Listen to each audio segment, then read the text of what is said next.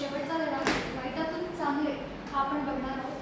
तर सर्वांना पुस्तकं बंद करा. मी तुम्हाला एक गोष्ट सांगणार आहे, तर ती गोष्टकडे तुम्ही लक्ष द्या. तर गोष्ट अशी आहे की एका गावात दोन व्यक्ती राहत होते. एकाचं नाव होतं भाऊराव आणि एक होता विकास.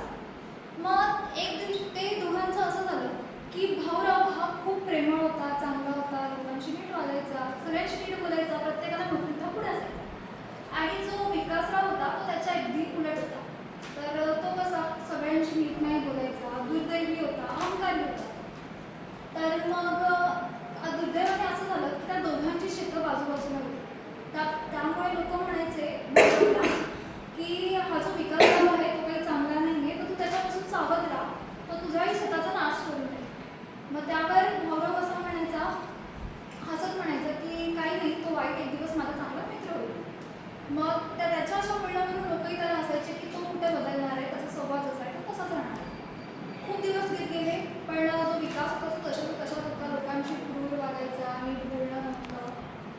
तर मग एक दिवस असं झालं की जो भाऊराव होता त्याच्या मुलीचं लग्न होतं. तर त्याने प्रत्येकाला निमंत्रण पाठवलं की बाबा माझ्या मुलीचं लग्न आहे, लग्नाला या.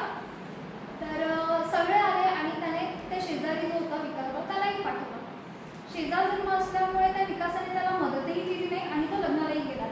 त्यामुळे भाऊरावला थोडंसं दुःख झालं की बाबा शेजारी होतं त्याने विचारलं. मग दिवस चालला गेला, दिवस गेला.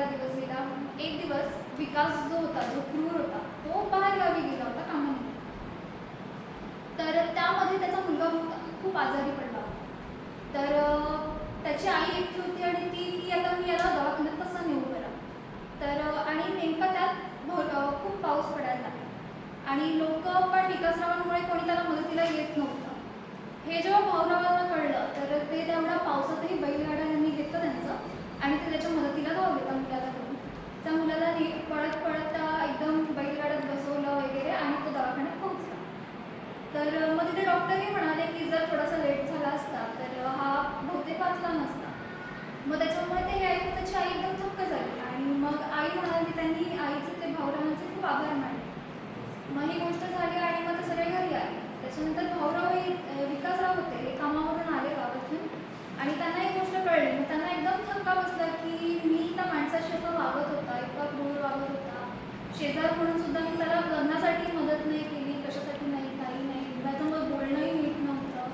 म्हणून त्याला एकदम पस्तावा वाटला आतल्यात आणि मग तो त्या भाऊरावांकडे गेला आणि त्यांनी क्षमा मागितली की बाबा माझ्याशी चुकी झाली, मी तुझ्याशी नीट नाही वागला, मी तुझ्याशी इतका क्रूर वागला, तरी तू कोणी न येता तू माझ्या मदतीला आला. म्हणून त्याने त्याचे आभार मानले आणि त्याला पश्चाताप झाला. तर आता तुम्ही मला सांगा, या गोष्टीतून तुम्हाला काय कळतं की काय बोध मिळाला या गोष्टीतून? कोणी सांगेल? कोणीच नाही, कोणाला गोष्ट कळली नाही आहे का? मी परत सांगू? गोष्ट कळली ना तुम्हाला? हां, तर या गोष्टीतून असा बोध मिळतो की माणसांना ही अक्कल परिस्थितीवरच घडते. माणसाला परिस्थिती आली की त्याची जाण होते. पण जर आपण सगळ्यांशी नीट वागलं, माणुसकीच्या नात्याने जर नीट वागलं तर अर्थातच माहीत नाही कधी कुठून कोण आपल्याला मदत करेल. म्हणून कोणाच्या ह्याच्यात वाईट पडण्यापेक्षा आपण चांगल्या आणि माणुसकीने राहिलेलं बरं. तर ही गोष्ट आपली संपली आहे. तर आपण कोणी आहे का जो पाठ वाचेल? ही गोष्ट त्या पाठमध्येच आहे. आपला जो पाठ आहे अकरावा वाईटातून चांगलं, त्यातली ही गोष्ट मी सारांश गोष्टीत सांगितलं आहे. तर एकाने ती गोष्ट वाचा, ते धडा वाचा, मग आपण त्याचा अर्थ नीट समजू.